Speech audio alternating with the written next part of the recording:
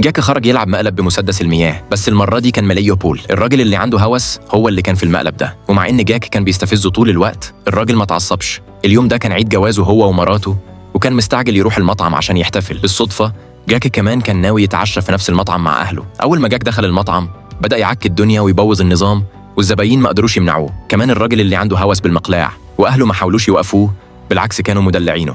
جاك خطف سلسلة الراجل ورماها في الشوربة السخنة تغلي. الراجل ساعتها ما قدرش يمسك نفسه، لأن السلسلة دي كانت الهدية اللي كان هيقدمها لمراته بعدين. قام علمه درس قدام كل الزباين. في اللحظة دي مراته وصلت. أهله بتوع جاك طلبوا منها تتصل بالشرطة وتخليهم يقبضوا على جوزها، لكن الست كانت واثقة في جوزها ثقة عمياء. جاك وهو شايف إن حد بيزعق لأهله راح زق الست. بطنها اللي كانت حامل بيه خبطت في طرف الترابيزة، نزل عصير الطماطم على رجلها.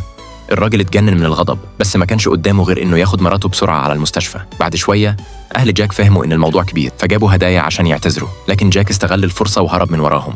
قعد في ركن ولعب بالموبايل لحد ما الموبايل فصل شحن. دخل أوضة الست في المستشفى وفصل جهاز التنفس عشان يشحن موبايله مكانه. حالتها ساعتها ساءت جدا، وأجهزة الإنذار في الأوضة اشتغلت، فجوزها جري بسرعة ووقف جاك ونادى الدكتور على طول.